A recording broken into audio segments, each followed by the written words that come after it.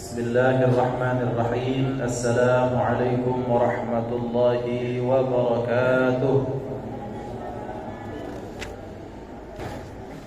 Alhamdulillah wa kafa. Assalatu wassalamu ala sayyidina Muhammadin al-Mustafa wa ala alihi wa ashabihi min ahli as-sidqi wal wafa.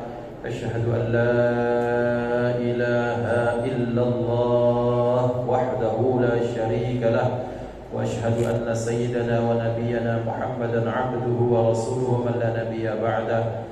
Allahumma salli wa sallim ala sayyidina Muhammadin miftahi babi rahmatillah adada ma fi ilmillah salatan wa salaman daimain bidawami mulkillah wa ala alihi wa sahbihi. Allahumma rabbi shrah li sadri wa yassir li amri wahlul 'uqdatam min lisani yafqahu qawli. Subhanaka la ilma lana illa ma 'allamtana innaka antal alimul hakim.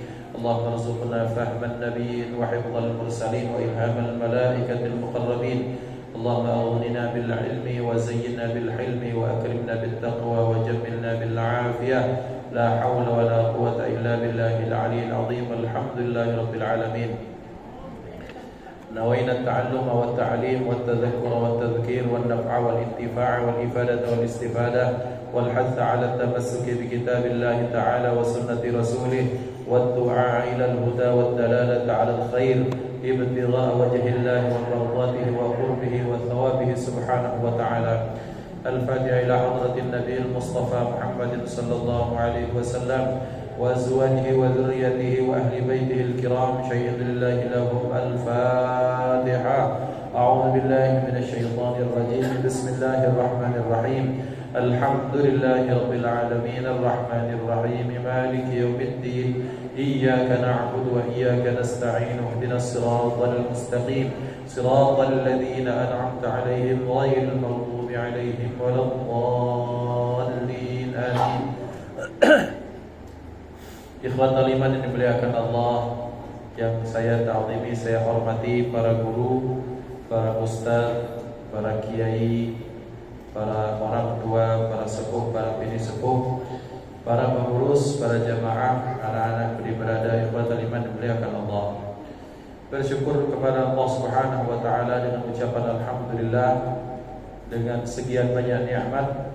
Salah satu nikmat yang besar bahwa malam hari ini kembali kita dipertemukan Allah dalam suasana kebaikan, dalam rangka sama-sama belajar menuntut ilmu, berharap bahwa majelis ini dijadikan majelis yang diridhai Allah Subhanahu wa taala. Salawat dan salam terlimpah ruah kepada hadratur Rasul Sayyiduna Maulana Muhammad sallallahu alaihi wa alihi wa sahbihi wasallam beserta keluarga, sahabat, pengikut sekalian, amin Allahumma amin. Bapak-bapak, ibu-ibu yang dimuliakan Allah, setelah kita membahas muqaddimah atau tamhid, membahas pendahuluan tentang hadis Arba'in An-Nawawi, maka kita dapatkan betapa luar biasa barokah hadis, barokah ilmu, barokah kebaikan yang Allah berikan kepada ulama-ulama kita, wabil khusus Al-Imam An-Nawawi. Maka malam hari ini kita akan mulai masuk pembahasan tentang hadis Arba'in Nawawi. Bapak-bapak, ibu-ibu, jamaah Masjid Nurul Persalian yang dimuliakan Allah, kita akan membahas hadis yang pertama pada malam hari ini adalah tentang hadis tentang niat. Kita akan mulai dengan membaca hadisnya untuk mendapatkan keberkahan daripada Allah Subhanahu wa taala, supaya kita punya telinga sama seperti kita punya mata mendapatkan kebaikan. Bahwa tangan itu sebagaimana dalam hadis nyatakan, al-yawma nakhtimu ala afwahihim wa tukallimuna aydihim. Bahwa kelak pada hari kiamat, bahwa mulut itu akan ditutup, dikunci, yang ngomong adalah tangan, yang mempersaksikan adalah hati. Maka kita berharap selain tangan yang berbicara, nanti mata juga berbicara, juga telinga kita bicara kepada Allah, bahwa ya Allah, telingaku ini dipakai untuk kebaikan. Nah, ini kita harap. Maka kita akan membacakan, mendapatkan berkah dengan membacakan hadis Rasulullah sallallahu alaihi wasallam Bismillahirrahmanirrahim. An Amiril Mu'minin Abi Hafs Umar bin Al-Khattab radhiyallahu anhu qala. Ya Tori, Pak Haji Busroni. Ini jauh beliau dari Senuron, datang sengaja untuk ngaji. Dari Senuron ya. An Amiril Mu'minin Abi Hafs Umar bin Al-Khattab radhiyallahu anhu qala, sami'tu Rasulullah sallallahu alaihi wasallam yaqul, innamal a'malu binniyati wa innama likulli imri'in ma nawa. Faman kanat hijratuhu ila Allah wa rasulih fa hijratuhu ila Allah wa rasulih. Wa man kanat hijratuhu lidunya yusibuha aw imra'atin yankihuha fa hijratuhu ila ma hajara ilaihi. Rawahu Imam al-Muhadditsina Abu Abdullah Muhammad ibn Ismail ibn Ibrahim ibn al-Mughirah ibn al-Bardizbah al-Bukhari, wa Abu al-Husain Muhammad Muslim ibn al-Hajjaj bin Muslim al-Kushairi an-Naisaburi fi sahihayhima alladaini huma ashahul kutubi al-musannafati. An Amirul Mu'minina, dari Amirul Mu'minin Abi Hafsin, bapaknya Siti Hafsah, Umar bin Al-Khattab radhiyallahu anhu qala, yaitu yang bernama Sayyiduna Umar ibn Al-Khattab radhiyallahu anhu qala, Allah Subhanahu wa taala meridainya. Qala, ia berkata, sami'tu Rasulullah sallallahu alaihi wasallam yaqulu, aku telah mendengar Rasulullah sallallahu alaihi wasallam bersabda, innamal a'malu binniyati, hanyalah amal itu akan sah binniyati, dengan niat. Wa innama likulli imri'in ma nawa, dan hanyalah untuk setiap pribadi itu pahala yang ia niatkan sesuai dengan apa yang ia niatkan. Faman kanat hijratuhu ilallahi wa rasulihi, maka barang siapa yang hijrahnya kepada Allah dan Rasulnya, fa hijratuhu ilallahi wa rasulih, maka hijrahnya itu adalah untuk Allah dan Rasulnya. Wa man kanat hijratuhu lidunya yusibuha, dan barang siapa yang hijrahnya itu adalah untuk dunia yang ia ambil, awim ra'atin yankihuha, atau hijrahnya untuk perempuan yang ia nikahi, fa hijratuhu ila ma hajara ilaihi, maka hijrahnya sesuai dengan apa yang niatnya dia hijrah kepadanya. Rawahu Imam al-Muhadditsina, meriwayatkan hadis ini dua pemimpin ahli hadis di seluruh dunia. Yang pertama Abu Abdullah Muhammad ibnu Ismail bin Ibrahim ibn Mughirah ibn Bardizbah al-Bukhari.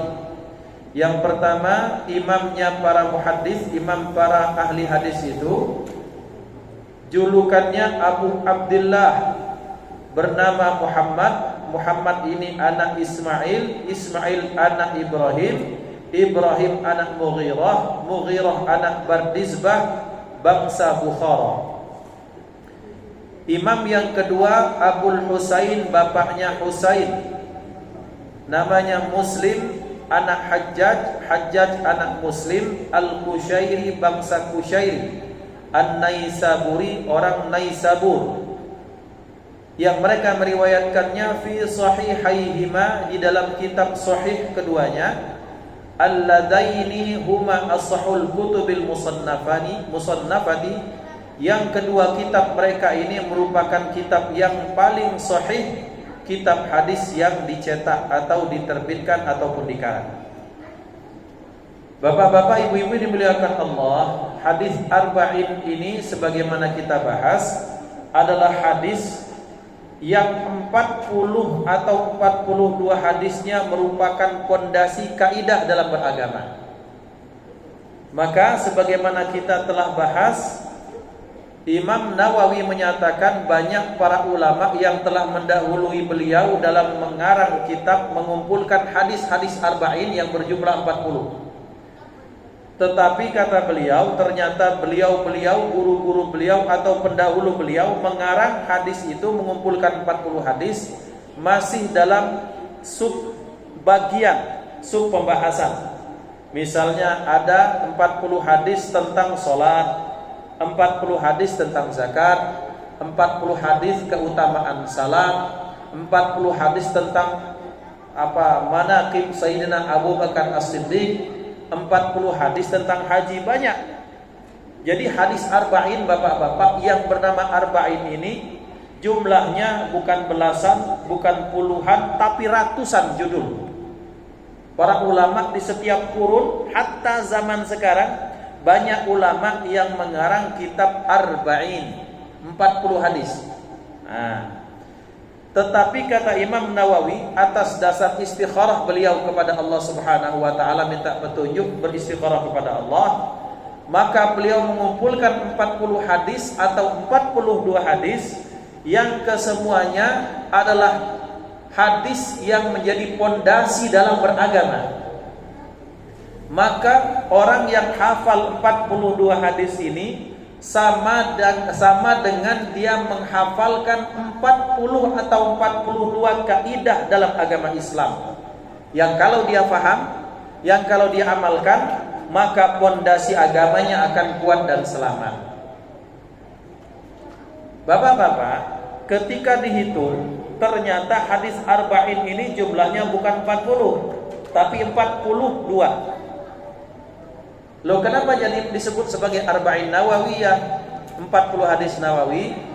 Jawabannya karena orang Arab akan menghitung sesuatu bilangan sesuai dengan yang paling dekat dengannya.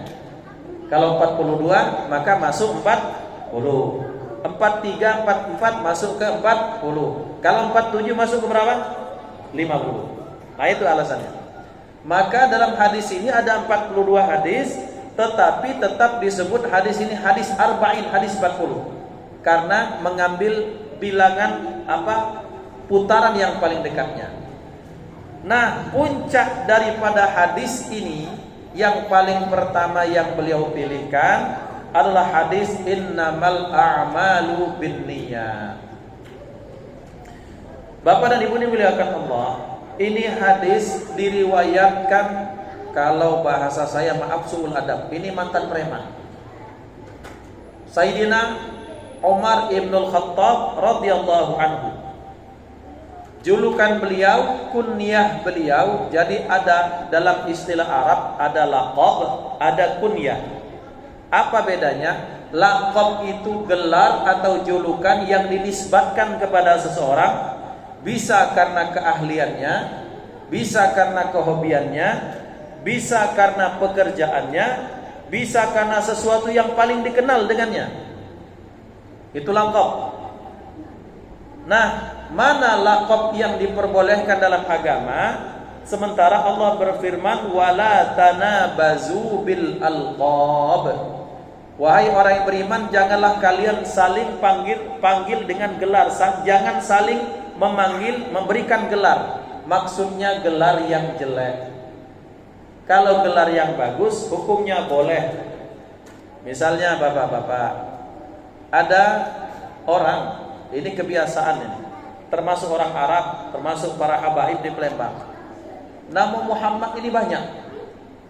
Maka akhirnya mereka mengidentifikasikannya supaya beda. Muhammad bin Syahab, ada juga Muhammad bin Syahab. Tapi kemudian ada karena beliau itu jualan martabak, siapa? Muhammad Martabak. Nah, kira-kira begitu. Itu ya.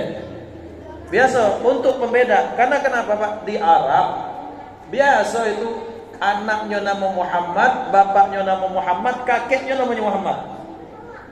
Tetapi karena dia jualan telur, telur. Boleh tak? Ya boleh untuk pembeda. Yang tak boleh itu kalau itu menyatakan sesuatu yang tak enak didengar. Siapa namanya Muhammad? Dari kecil karena namanya kecil, gizi kurang, kemudian kesehatan tak terjamin, neman besuran dipanggil mat besur, itu tak lemah. Jangan Pak itu. Di Layo ini banyak Pak. Layo Sakatiga pedamaran hobi kita Sumsel ini hobi. Orang Melayu ini hobi pejulukan. Boleh pejulukan tapi sesuatu yang baik saja. Siapa? Muhammad. Siapa? Muhammad apa? Alawiyah. Oh ternyata dia punya toko buku namanya Alawiyah. Boleh untuk membeda. Nah, ada yang kedua selain laqab, ada namanya kunyah. Apa kunyah? Kunyah itu panggilan kepada orang, gelar berdasarkan nama anak, nisbatnya. Saya punya anak namanya Maryam, panggil Muhammad Iqbal siapa? Abi Maryam, Pak Maryam. Itu di daerah di Tanjung Lubuk situ, Tanjung Lubuk Penyandingan itu. Orang manggil anak itu sesuai dengan anak perempuan yang paling tua. Dia anak Pak itu namanya panggil Pak Epi. Ada itu daerah Tanjung Lubuk Penyandingan situ, itu kebiasaannya. Boleh, hukumnya boleh. Itu namanya kunyah. Kalau laqab, gelar berdasarkan hobinya, pekerjaan, sesuatu yang paling dikenal. Kalau kunyah, panggilan berdasarkan nama anaknya. Maka Sayyidina Umar bin Khattab radhiyallahu anhu dalam hadis ini, dalam kitab Arba'in Nawawiyah ini diberikan gelar Abu Hafsin, bapaknya Siti Hafsah. Siapa Siti Hafsah? Siti Hafsah termasuk Ummul Mukminin, termasuk satu dari istri-istri Rasulullah sallallahu alaihi wasallam. Tapi Masya Allah, apa kelebihan Siti Hafsah? Beliau dalam sejarah dikenal sebagai penghafal Quran. Bapak-bapak, tidak semua istri Rasulullah hafal Quran 30 juz. Hafal Quran Fatihah wajib, hafal Al-Baqarah, hafal ini, hafal itu. Tapi kemudian yang hafal 30 juz itu Siti Hafsah. Kelebihan beliau. Pertanyaannya adalah, mengapa istri Rasulullah atau hatta Sayyidina Abu Bakar, hatta Sayyidina Umar, hatta para sahabat yang lain banyak yang tak hafal Quran 30 juz? Jadi jangan dikira bapak-bapak sahabat itu hafal 30 juz, enggak. Sahabat itu ada sahabat khusus para penghafal Quran. Tapi tidak semua sahabat Rasulullah hafal 30 juz. Kalau hafal Al-Baqarah, Ali Imran, Al-Maidah hafal. Tapi kalau 30 juz tidak semua sahabat hafal. Nah, apa alasannya? Ini yang patut diperhatikan dan kita harus mencontoh. Satu saat Sayyidina Utsman bin Affan radhiyallahu anhu ditanya, atau kemudian beliau bercerita, dulu kami ketika diajari Rasulullah sallallahu alaihi wasallam surah Al-Baqarah, maka kami diajari 5 ayat, 10 ayat, baru diajari ayat-ayat berikutnya. Tetapi oleh beliau 5 dan 10 ayat itu kami amalkan semuanya. Bayangkan Al-Baqarah 286 ayat. Hatta kata sahabat, kami belajar surah Al-Baqarah sampai 8 tahun. 8 tahun, Pak. Ngapa lambat? Karena apa? Karena mereka belajar isinya, maknanya, kemudian tafsirnya, dan mereka mengamalkan isinya. Maka para sahabat, di antara para sahabat, kalau ada sahabat yang hafal surah Al-Baqarah, apa kata sahabat yang lain? Julla fi a'yunina. Mereka itu besar di mata kami, mulia di mata kami. Wah, datang orang hebat, ngapa hafal Al-Baqarah? Berarti ini orang tidak sekadar hafal baik, tapi hafal dengan telah mengamalkan isinya. Nah, itu baru hafiznya. Bapak dan Ibu, ini kami dapat cerita ini secara pribadi dari Ustazah Hajjah Nabilah. Itu beliau anak Fadilatul Syekh Kiai Haji Abdul Rashid Siddiq. Kami Ka'bal, aku Ka'bal, dicerita ke Baba dulu. Nabilah, kalau ke Mekah, ke Madinah jangan putus wudu. Ngape, Pak? Kenapa wahai ayahanda? Karena kamu mungkin tak tahu ketika kamu duduk, berdiri, duduk di satu tempat, berhenti di satu tempat, ternyata tempat itu adalah tempat di mana wahyu, Rasulullah menerima wahyu daripada Allah Subhanahu wa taala. Boleh jadi di satu tempat kamu duduk, di situ Nabi duduk, sahabat duduk, kemudian di situ turun ayat-ayat Al-Qur'an. Maka ketika kamu sedang wudu, maka kamu sedang di tempat yang sangat suci dan bersejarah. Dan cerita Hajjah Nabilah, kami panggilnya Bi Nabilah, Bibinda bin Hajjah Nabilah. Beliau bercerita seperti ini. Maka baba dulu, ayah dulu kata beliau, ketika beliau belajar Quran, menghafal Quran, Beliau bahkan menghafal Quran di tempat di mana Al-Quran itu diturunkan. Di Gua Hira beliau baca Quran. Kemudian di Masjid Jin beliau baca Quran. Di Masjid Kucing belajar Quran. Di Tabuk beliau berangkat. Di Badar beliau datang. Semua tempat yang rata-rata di situ datang turunnya wahyu beliau datang. Maka itu kata beliau kenapa kualitas hafalan beliau dan barokahnya luar biasa.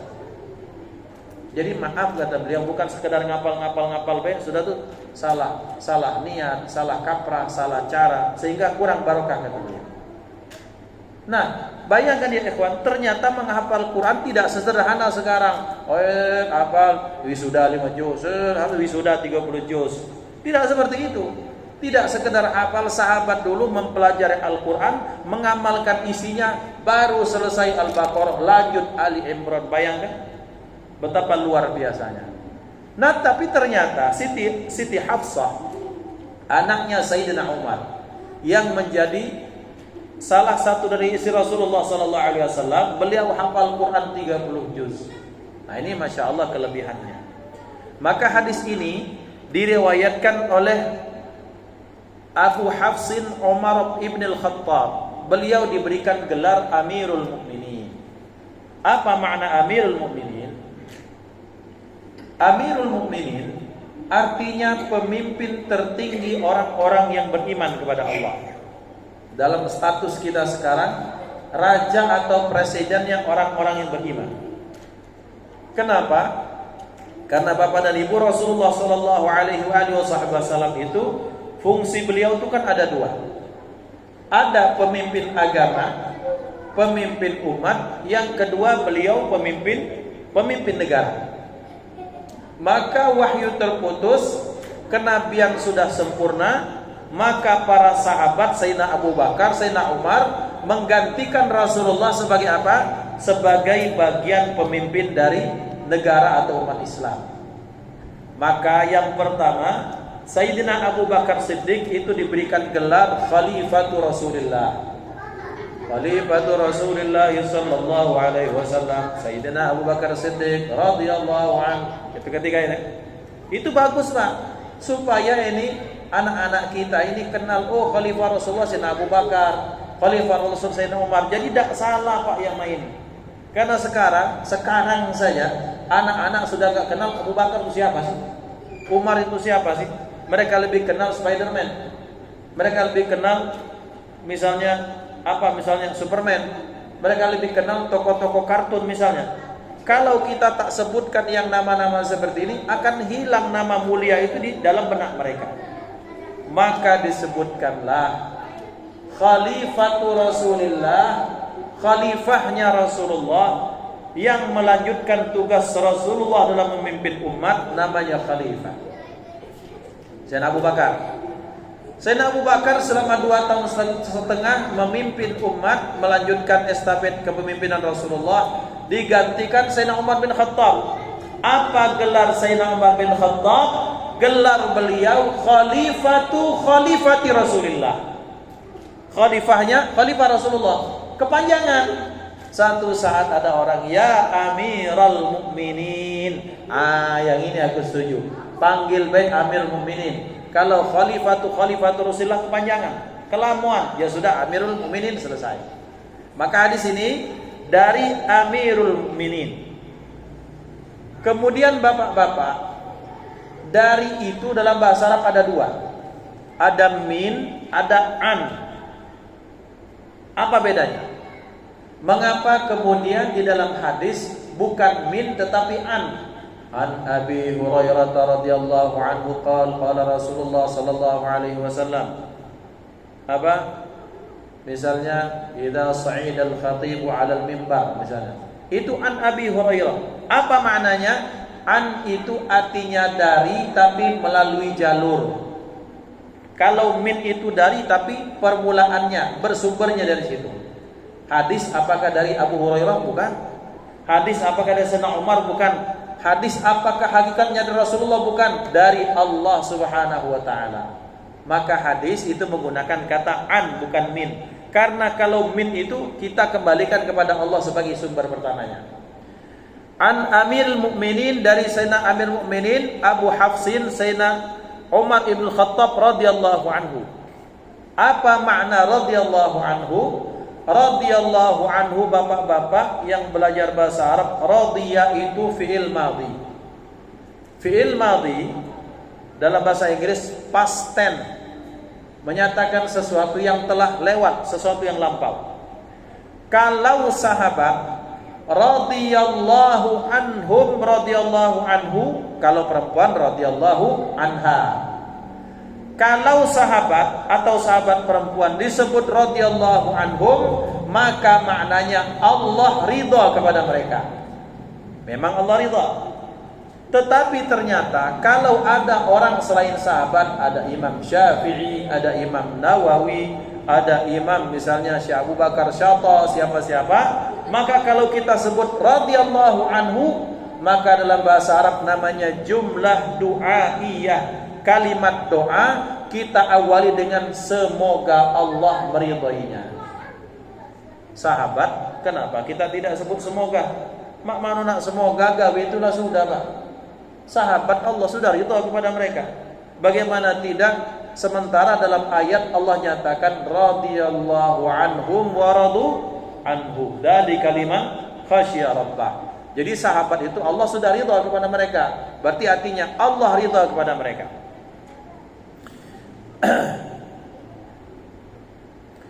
Maka beliau menyatakan sami'tu Rasulullah sallallahu alaihi wasallam, aku mendengar Rasulullah sallallahu alaihi wasallam bersabda, innamal a'malu binniyat, amalan itu hanyalah sah kalau pakai niat. Ini hadis, kata-kata beliau diawali dengan innama. Apa innama? Innama itu dalam bahasa Arab, bahasa Nahwu namanya adatu hasrin, pembatas. Bapak dan Ibu, hadis Rasulullah itu diberikan jawami'ul kalim. Jawami'ul kalim. Apa jawami'ul kalim? Jawami'ul kalim itu mukjizat Rasulullah, berupa omongannya sedikit tapi penjabarannya sangat luas. Itu satu. Yang kedua, jawami'ul kalim, selain dia pendek, sederhana tapi penjabarnya luas, juga itu akan berlaku sampai akhir zaman. Itulah hadis Rasulullah. Maka ketika kita baca hadis ini, maknanya hadis ini akan terus berlaku, jangankan untuk kita, sampai ke mereka anak kita, sampai kepada akhir zaman, hadis ini tetap akan berlaku. Bahwa orang kalau beramal tetap haruslah diawali dengan niat. Yang pertama. Kemudian beliau melanjutkan wa innama likulli imri'in ma nawa, dan setiap pribadi itu akan dibalas Allah sesuai dengan niatnya. Maka barang siapa yang dia hijrahnya kepada Allah dan Rasulnya, maka hijrahnya adalah dapat pahala ridha Allah dan Rasulnya. Barang siapa yang hijrah mungkin karena dunia atau karena perempuan yang ia ingin ia nikahi, maka hijrahnya sesuai dengan niatnya. Nah, Bapak dan Ibu, awal hadis ini diceritakan, kita bahas. Awal hadis ini diawali dengan asbabul wurud. Apa asbabul wurud? Kalau Al-Quran ada asbabun nuzul. Apa asbabun nuzul? Sebab turunnya ayat atau surat dalam Al-Quran itu namanya asbabun nuzul. Adapun hadis, sebab terjadinya hadis disebut sebagai asbabul wurud atau asbabul wurudil hadis.